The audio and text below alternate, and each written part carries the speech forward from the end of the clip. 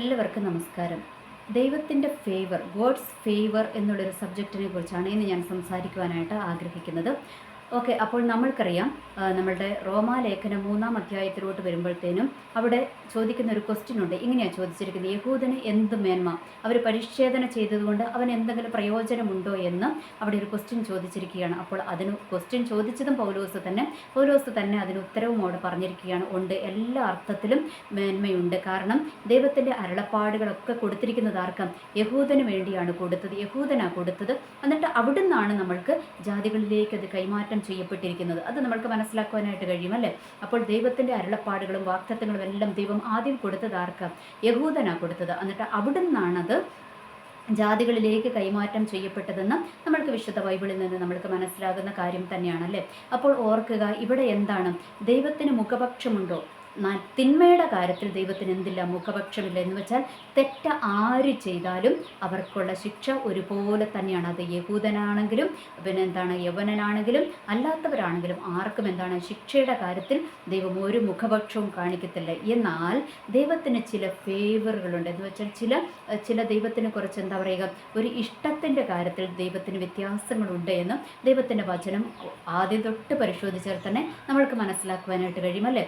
ഒന്നും പറയേണ്ട, നമ്മുടെ യഹൂദന്മാരുടെ ചരിത്രം എടുത്തു കഴിയുമ്പോൾ നമ്മൾക്കറിയാം നമ്മുടെ യേശുക്രിസ്തുവിൻ്റെ വരവ്, അല്ലേ? നമ്മളുടെ മണവാട്ടി സഭയെ ചേർക്കുവാൻ വേണ്ടിയിട്ട് ദൈവം വരുമ്പോൾ ഇതിന് മുൻപേ ഉള്ളൊരു വീഡിയോയിൽ ഞാൻ ഈ ഒരു ടോപ്പിക്ക് ടച്ച് ചെയ്ത് പോയിട്ടുണ്ട്. അപ്പോൾ കുറേ മുൻപുള്ള വീഡിയോ ആണ്. അപ്പോൾ അവിടെ എന്താണ്? യേശുക്രിസ്തുവിൻ്റെ രണ്ട് വരവിനെ കുറിച്ച് പറയുന്നുണ്ട്. ഒന്നെന്താണ്? ജാതികൾക്ക് വേണ്ടി കറാവാട്ടം ചുളുക്കമില്ലാത്ത മണവാട്ടി സഭയെ ചേർക്കാൻ വേണ്ടിയിട്ട് ദൈവം വരും. അതെന്താണ്? അത് മേഘപ്രത്യക്ഷത എന്നാണ് അതിന് പറഞ്ഞിരിക്കുന്നത്. എന്നാൽ യഹൂദന് വേണ്ടിയിട്ടുള്ള ആ ഒരു പ്രത്യക്ഷതയ്ക്ക് പറഞ്ഞിരിക്കുന്ന പേരെന്താണ്? മഹത്വ പ്രത്യക്ഷത എന്നാണ് പറഞ്ഞിരിക്കുന്നത്, അല്ലേ? അപ്പോൾ അവിടെ തന്നെ കാണാം, അല്ലേ? ആ ഒരു വ്യത്യാസം നമ്മൾക്ക് കാണാം. യഹൂദന് വേണ്ടി മഹത്വ പ്രത്യക്ഷതയാണ്, നമ്മൾക്ക് വേണ്ടിയിട്ട് രഹസ്യ പ്രത്യക്ഷതയാണ്, മേഘപ്രത്യക്ഷതയാണ്. അത് നമ്മൾക്ക് കാണുവാനായിട്ട് കഴിയും. ഓക്കെ, ഇനി അവിടുന്ന് അങ്ങോട്ട് വന്നു കഴിയുമ്പോൾ പഴയ നിയമം എടുത്താലും പുതിയ നിയമം എടുത്താലും ഒക്കെ ദൈവത്തിൻ്റെ ഫേവറുകൾ വെളിപ്പെട്ടിരിക്കുന്ന വ്യക്തികളെ നമ്മൾക്ക് കാണുവാനായിട്ട് കഴിയും. ഇനി മോശയുടെ ചരിത്രം എടുത്താൽ മോശയെക്കുറിച്ച് ദൈവം എന്താ പറഞ്ഞിരിക്കുന്നത്? അവൻ സൗമ്യനായൊരു വ്യക്തിയാണെന്ന് പറഞ്ഞിരിക്കുന്നത്. മറപൊരുളില്ലാതെ ദൈവം സംസാരിച്ചിരിക്കുന്ന വ്യക്തിയാണ് ആര്? മോശയോട് സംസാരിച്ചതുപോലെ ദൈവം ആ ഒരു കാലഘട്ടത്തിൽ ആരോട് സംസാരിച്ചിട്ടില്ല. മോശേനെ അത്രയും ദൈവത്തിന് താല്പര്യമായിരുന്നു, അല്ലേ?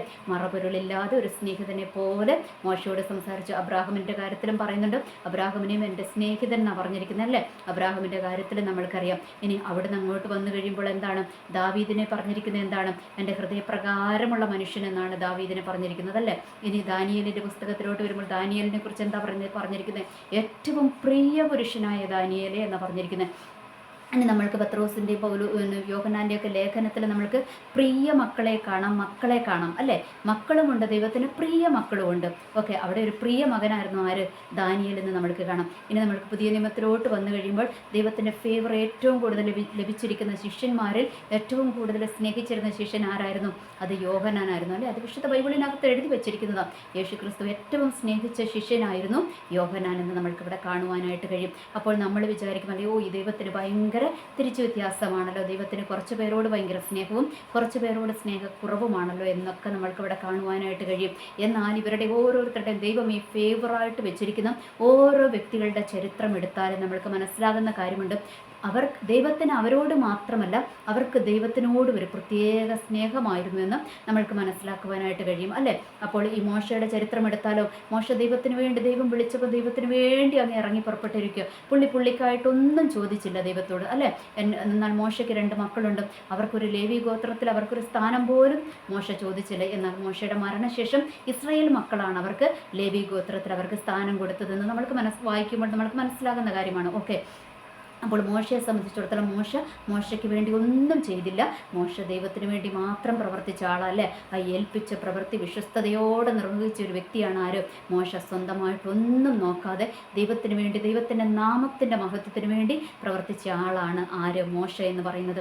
ഇനി അതിനുശേഷം നമ്മൾക്ക് ഇങ്ങോട്ട് വന്നു കഴിയുമ്പോൾ ദാവീദിൻ്റെ ചരിത്രം എടുത്തു കഴിയുമ്പോഴും അതിൻ്റെ ഇടയ്ക്കൊക്കെ നമ്മൾ കുറേ വ്യക്തികളെ കാണുന്നുണ്ടല്ലേ. ഹാനോക്കിനെയും ഒക്കെ നമ്മൾ കാണുന്നുണ്ട്, നോഹയൊക്കെ നമ്മൾ കാണുന്നുണ്ട്. അതെല്ലാം അവിടെ നിൽക്കട്ടെ. ഞാൻ പറഞ്ഞു വരുന്നത് ആരാണ്?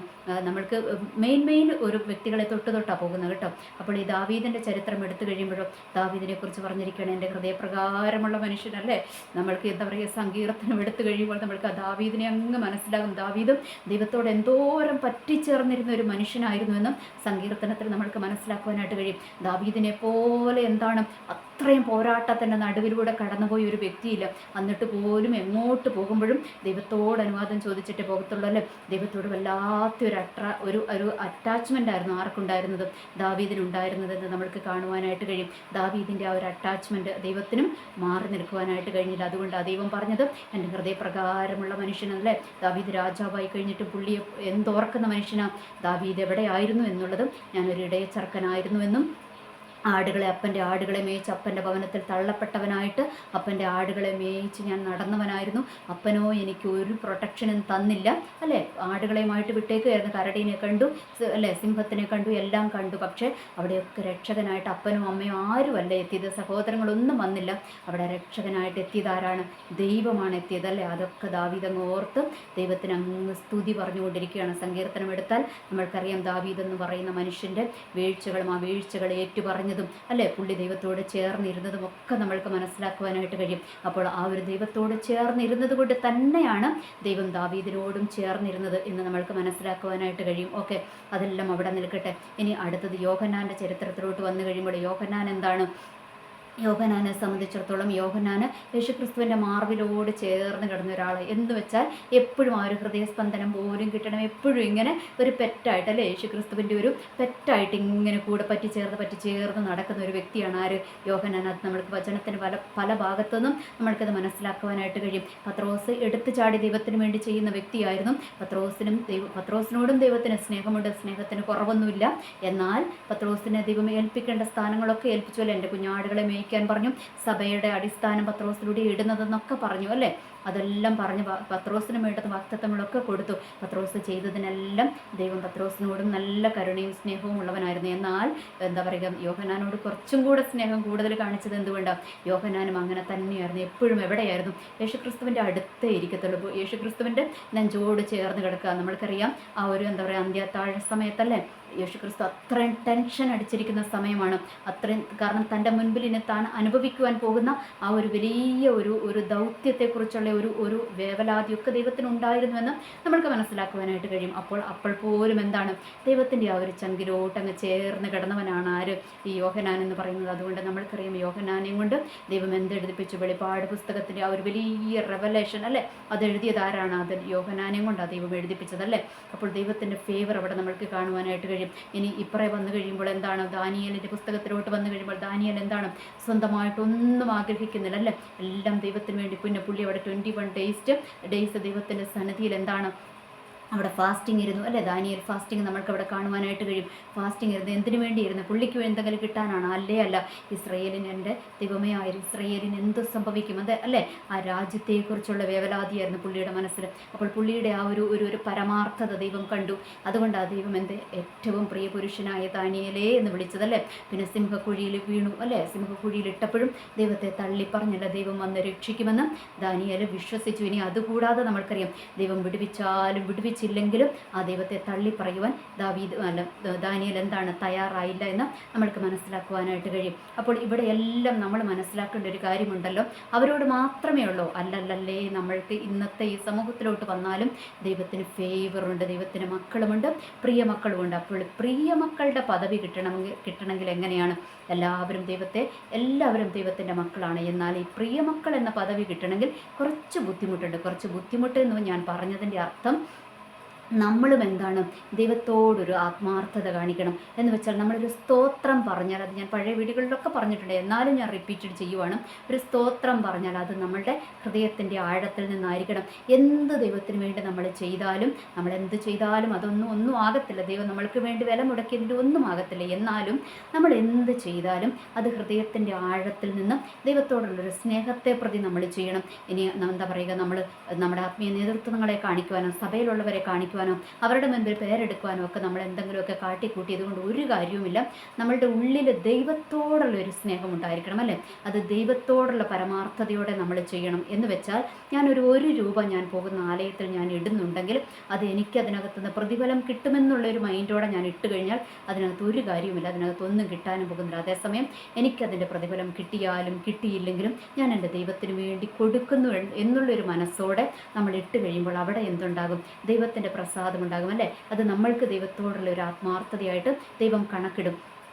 ഓർക്കുക, ഞാൻ പറഞ്ഞു വന്നത് നമ്മൾ എന്താ പറയുക, ഇന്നത്തെ കാലത്ത് അങ്ങനെയാണല്ലേ, ഒന്ന് വെച്ചാൽ രണ്ട് കിട്ടും എന്നുള്ള രീതിയിലാണ് ഇന്നത്തെ പഠിപ്പീരല്ലേ. നമ്മളെന്ന് വെച്ചാൽ ദൈവത്തിന് കൊടുത്താൽ ദൈവം നമ്മൾക്ക് ഇങ്ങോട്ട് തരും. ഓക്കെ, വചനം പറയുന്നുണ്ട്, എന്താ പറയുക, നമ്മൾ കൊടുക്ക്, നിനക്ക് അമർത്തി കുലുക്കി തിരിച്ചു കിട്ടും, അതൊക്കെ പറയുന്നുണ്ട്. അത് സ്തോത്രകാഴ്ചയുടെ കാര്യത്തിൽ മാത്രമൊന്നുമല്ല, എല്ലാ കാര്യത്തിലും പറഞ്ഞിരിക്കുന്നു. ഓക്കെ, അങ്ങനെ പറഞ്ഞിട്ടുണ്ട്. പക്ഷേ ഞാൻ പറയുന്നത് എന്താണെന്ന് വെച്ചാൽ നമ്മൾ ഒരു രൂപ ഇടുമ്പോൾ എന്താണ്, അത് നമ്മൾ ദൈവത്തിന് വേണ്ടി കൊടുക്കുന്നു എന്നുള്ളൊരു മനോഭാവത്തോടെ പൂർണ്ണ മനസ്സോടെ വേണം നമ്മൾ ഇടുവാൻ വേണ്ടിയിട്ട്. നമ്മൾ പ്രതിഫലം പ്രതീക്ഷിച്ചുകൊണ്ട് നമ്മൾ ഇടരുത്. കാരണം നമ്മൾക്കറിയാം സ്വർഗത്തിൽ നിന്ന്, അത് വേറൊരു വീഡിയോ ഞാൻ ചെയ്യാം, ഈ സ്തോത്ര കാഴ്ചയെ കുറിച്ചൊക്കെ വേറൊരു വീഡിയോ ചെയ്യാം. എന്നാലും ഇന്ന് ഞാൻ പറയാം, സ്വർഗത്തിൽ നിന്നും എന്താ പറയുക, മിഖേലോ എന്താ പറയുക, ഗബ്രിയേൽ മാലാഖയോ ഒന്നും വന്നിട്ട് ഈ സ്തോത്ര കാഴ്ച പാത്രം എടുത്തുകൊണ്ടൊന്നും പോകത്തില്ല. അതൊക്കെ നമ്മൾക്ക് എല്ലാവർക്കും അറിയാമല്ലേ. നമ്മളായിരിക്കുന്ന സഭയുടെ ആവശ്യങ്ങൾക്ക് അത് ഉപയോഗിക്കുന്നതെന്നൊക്കെ നമ്മൾക്കറിയാം. എന്നാൽ നമ്മൾ കൊടുക്കുന്നത് ദൈവത്തിന് കൊടുക്കുന്നത് പോലെ തുറന്ന മനസ്സോടെ കള്ളത്തരമില്ലാതെ നമ്മൾ കൊടുത്തു കഴിയുമ്പോൾ എന്താണ്, 10 എന്ന് അല്ലേ, പഴയ നിയമത്തിൽ 10 കുറിച്ച് പറയുന്നുണ്ട്, പുതിയ നിയമത്തിൽ ഓഹരിയെക്കുറിച്ച് പറയുന്നുണ്ട്. അപ്പോൾ ഇതെല്ലാം ചെയ്യുമ്പോൾ നമ്മൾ എന്താണ്, കറക്റ്റ് കണക്ക് നോക്കാതെ നമ്മൾ എന്താണ്, നമ്മൾക്കുള്ളതുപോലെ, ഇനി എൻ്റെ കയ്യിൽ കുറേ അധികമുണ്ടോ, അത് ഉള്ളതുപോലെ നമ്മൾ ദൈവത്തിന് എന്നുള്ളൊരു മനോഭാവത്തോടെ നമ്മൾ ഇട്ട് കഴിയുമ്പോൾ അവിടെയാണ് ദൈവത്തിന് പ്രസാദം ഉണ്ടാകുന്നത്. അല്ലാതെ നമ്മൾ ആരെയെങ്കിലും കാണിക്കാനോ അല്ലെങ്കിൽ നമ്മൾക്ക് അവിടെ നിന്ന് പ്രതിഫലം കിട്ടുവാൻ വേണ്ടിയിട്ട്, അല്ലെങ്കിൽ നമ്മളൊരു 500 ഇട്ടാൽ നമ്മൾക്കൊരു 1000 തിരിച്ചു കിട്ടുമെന്നുള്ളൊരു മനോഭാവത്തോടെയും നമ്മൾ ഇട്ട് കഴിഞ്ഞാൽ അതിനകത്തൊന്നും ദൈവത്തിന് പ്രസാദം ഉണ്ടാകത്തില്ല. നമ്മൾ ദൈവത്തിന് കൊടുക്കുമ്പോൾ കൊടുക്കുന്നതായിട്ട്, അല്ലെ, പൂർണ്ണ മനസ്സോടെ ഒന്നും പ്രതീക്ഷിക്കാതെ കൊടുക്കുക. എന്ന് വെച്ചാൽ അത് ആ ഒരു കൊടുക്കുന്ന കാര്യത്തിൽ മാത്രമല്ല, ഏത് കാര്യത്തിലാണെങ്കിലും നമ്മൾ പ്രാർത്ഥിക്കാനിരിക്കുമ്പോൾ ഒരു തുറന്ന മനസ്സോടെ, അല്ലേ, നമ്മൾക്കൊരു നല്ലൊരു മൈൻഡോടെ നമ്മൾ ദൈവത്തിനെ ഒരു അതുകൊണ്ട് നമ്മൾ പ്രാർത്ഥിക്കുവാനിരുന്നാൽ ആ ഒരു പ്രാർത്ഥന ദൈവം കേൾക്കും. അതുപോലെ നമ്മൾ നന്ദി പറയുമ്പോൾ ഹൃദയത്തിൻ്റെ ആഴത്തിൽ നിന്ന് നമ്മൾ നന്ദി പറയണം. എപ്പോഴും നമ്മൾ നന്ദിയുള്ളവരായിരിക്കണം എന്നാണ് പറയുന്നത്, അല്ലേ. അപ്പോൾ ഹൃദയത്തിൻ്റെ ആഴത്തിൽ നിന്ന് നമ്മൾ നന്ദി പറയുക ദൈവത്തിന്. ഓക്കെ, അപ്പോൾ ഇങ്ങനെ നമ്മൾ എന്താണ്, ദൈവത്തോട് നമ്മൾ എത്രമാത്രം ആത്മാർത്ഥത കാണിക്കുന്നു അതിനനുസരിച്ചുള്ള ഒരു ഫേവർ നമ്മളുടെ മേലും ദൈവത്തിന് വരും കേട്ടോ. മക്കൾ എന്നുള്ള ഒരു പരിഗണന എല്ലാവരോടുമുണ്ട്, ആ ഒരു സ്നേഹവും എല്ലാവരോടുമുണ്ട്. ഞാൻ പ്രിയ മക്കൾ എന്ന പദവിയുടെ കാര്യത്തിലാണ് പറയുന്നത്. ഓക്കെ, അത് നമ്മൾ ഈ ഒരു കാര്യത്തിൽ മാത്രമല്ല, എന്ത് കാര്യത്തിലാണെങ്കിലും പ്രാർത്ഥിക്കാനിരിക്കുമ്പോൾ കർത്താവേ, ഇന്നൊരു തെറ്റ് എൻ്റെ ഭാഗത്ത് വന്നു പോയി ദൈവമേ, അതിനെ നമ്മൾ ന്യായീകരിക്കാൻ നിൽക്കാതെ നമ്മൾ എന്താണ്, കർത്താവെ പറ്റിപ്പോയി, കർത്താവെ ഞാൻ അങ്ങനെ ഒന്ന് ചെയ്തു പോയി ദൈവമേ, അവിടെ നിന്ന് ക്ഷമിക്കണമെന്ന് ആത്മാർത്ഥതയോടെ നമ്മൾ പറഞ്ഞു കഴിയുമ്പോൾ അതിനെ അംഗീകരിക്കുക, അല്ലേ. നമ്മൾ അതിനെ തെറ്റെന്ന് അംഗീകരിച്ച് നമ്മളത് ഏറ്റു പറഞ്ഞു കഴിയുമ്പോൾ എന്താണ്, ദൈവത്തിൻ്റെ കരുണ, ഒരു ഫേവർ നമ്മളുടെ മേൽ വീഴുവാനായിട്ട് ഇടയായിത്തീരും. അതല്ലാതെ നമ്മൾ അവളങ്ങനെ പറഞ്ഞതുകൊണ്ടാണ് കർത്താവേ, അല്ലെങ്കിൽ അവനങ്ങനെ പറഞ്ഞതുകൊണ്ടാണ് കർത്താവേ എന്ന് പറഞ്ഞിട്ട് നമ്മൾ ന്യായീകരിക്കാൻ പോകണ്ട. കാരണം ദൈവം എന്താണ്, ഹൃദയത്തെയും ഉൾപ്പുകളെയും എല്ലാം അറിയുന്ന ദൈവമാണല്ലേ. അതുകൊണ്ട് ഞാൻ പറഞ്ഞു വരുന്നത് ഇത്രയേ ഉള്ളൂ. നമ്മൾ എന്ത് ചെയ്താലും അത് ആത്മാർത്ഥതയോടെ മാത്രം ഒരു തുറന്ന മനസ്സോടെ നമ്മൾ ചെയ്യുക. അങ്ങനെ ചെയ്തു കഴിയുമ്പോൾ ദൈവത്തിന് നമ്മളോടൊരു ഫേവർ ഉണ്ടാകും. ആ ഒരു പ്രിയമക്കൾ എന്ന പദവിയിലോട്ട് ദൈവം നമ്മളെ കൊണ്ടുവരികയും ചെയ്യും. ഓക്കെ, നമ്മൾ ഒന്നെന്താണ്, നമ്മൾ സമ്മതിക്കുക, ദൈവത്തിൻ്റെ സന്നിധിയിൽ നമ്മൾ നമ്മളെ തന്നെ ഒന്ന് സമ്മതിക്കുക, നമ്മളുടെ കുറവുകളൊന്ന് സമ്മതിക്കുക, നമ്മളുടെ പോരായ്മകളൊന്ന് സമ്മതിക്കുക. അതുകൂടാതെ എന്താണ്, നമ്മളുടെ നമുക്കൊരു ആഗ്രഹം ഉണ്ടാകണം, നന്നായിട്ട് ജീവിക്കണം എന്നുള്ളൊരു ആഗ്രഹം ഉണ്ടാകണം. ചിലപ്പോൾ നമ്മൾക്ക് കഴിഞ്ഞു എന്ന് വരില്ലേ, എന്നാൽ നമ്മൾ ദൈവത്തിൻ്റെ സന്നിധിയിൽ ഏൽപ്പിച്ചു കൊടുത്തു കഴിഞ്ഞാൽ നമ്മളുടെ ആഗ്രഹം ദൈവം മനസ്സിലാക്കി നമ്മൾക്ക് വേണ്ടി ദൈവത്തിൻ്റെ കൃപ പകർന്ന് ദൈവം നമ്മളെ നടത്തുവാനായിട്ട് ഇടയായിത്തീരും. എന്ന് വെച്ചാൽ ഫൈനലി ഞാൻ പറഞ്ഞു വരുന്നത് ഇത്രയേ ഉള്ളൂ. എന്ത് ചെയ്താലും അത് ആത്മാർത്ഥമായി തന്നെ ചെയ്യുക. ഇനി നമ്മൾ മറ്റുള്ളവരെ സഹായിക്കാനൊക്കെ ദൈവം പറഞ്ഞിട്ടുണ്ട്. സഹായിക്കുമ്പോഴും അത് മറ്റുള്ളവരിൽ നിന്ന് നമ്മൾക്കൊരു പ്രശംസ കിട്ടുവാനോ അല്ലെങ്കിൽ നമ്മളെ സഹായിച്ചിരിക്കുന്ന വ്യക്തി നമ്മളെ തിരിഞ്ഞ് നമ്മളുടെ കാല് പിടിക്കാൻ വേണ്ടിയിട്ട് ഒന്നുമല്ല. നമ്മളത് ദൈവത്തെ വിചാരിച്ച് അതല്ലേ ദൈവം പറഞ്ഞിരിക്കുന്നത്, എൻ്റെ നാമത്തിൽ ഒരു ഗ്ലാസ് വെള്ളം നിങ്ങൾ കുടിക്കാൻ കൊടുത്താൽ അതിനുള്ള പ്രതിഫലം കിട്ടുമെന്നാണ് പറഞ്ഞിരിക്കുന്നത്. അപ്പോൾ ഈ വെള്ളം കുടിക്കാൻ കൊടുക്കുമ്പോൾ നമ്മൾ എങ്ങനെയായിരിക്കണം, അത് ദൈവത്തെ വിചാരിച്ചിട്ട് കൊടുക്കുന്ന, ആ വ്യക്തിയെ വിചാരിച്ചിട്ടല്ല, ദൈവത്തെ വിചാരിച്ച് നമ്മൾ ചെയ്തു കഴിയുമ്പോൾ അതിനുള്ള പ്രതിഫലം ദൈവം തരുമെന്നാണ് പറഞ്ഞിരിക്കുന്നത്. ഓർക്കുക, അപ്പോൾ ഞാൻ പറഞ്ഞു വരുന്നത് ഇത്രയേ ഉള്ളൂ. എന്ത് ചെയ്താലും അതൊരു ഹൃദയ പരമാർത്ഥതയോടെ ഹൃദയത്തിൻ്റെ ആഴത്തിൽ നിന്ന് ചെയ്യുവാൻ നമ്മൾ ശ്രമിക്കുക. അപ്പോൾ അവിടെ ദൈവത്തിൻ്റെ ഒരു ഫേവർ, ഒരു കരുണ നമ്മളുടെ മേലുണ്ടാകും. എന്ന് വെച്ചാൽ ദൈവത്തിൻ്റെ മുൻപിൽ നമ്മൾ എന്താണ്, ഒരു തുറന്ന പുസ്തകമായിരിക്കണം. അവിടെ ചിലത് അടച്ചു വെച്ചിട്ട് ചിലത് തുറന്നു വെക്കുന്നതല്ല. എല്ലാ പേജും ദൈവത്തിന് ഓടിച്ചു നോക്കുമ്പോൾ അത് വ്യക്തമാകുന്ന വിധത്തിൽ, അല്ലെ, ഒരു തുറന്ന പുസ്തകമായിട്ട് നമ്മളെ ദൈവത്തിൻ്റെ സന്നിധിയിൽ നമ്മളെ ഏൽപ്പിച്ചു കൊടുക്കുക. ഓക്കെ, ദൈവം എന്താണ്? ദൈവത്തിൻ്റെ കണ്ണെല്ലായിടത്തും മൂടാടി സഞ്ചരിച്ചുകൊണ്ടിരിക്കുന്നത്. ദൈവം എല്ലാം അറിയുന്നുണ്ട്. പക്ഷേ അത് നമ്മളൊന്ന് സമ്മതിച്ചു കഴിയുമ്പോൾ, നമ്മൾ നമ്മളെ തന്നെ ഒന്ന് ഏൽപ്പിച്ചു കൊടുത്തു കഴിയുമ്പോൾ അതെന്താണ്?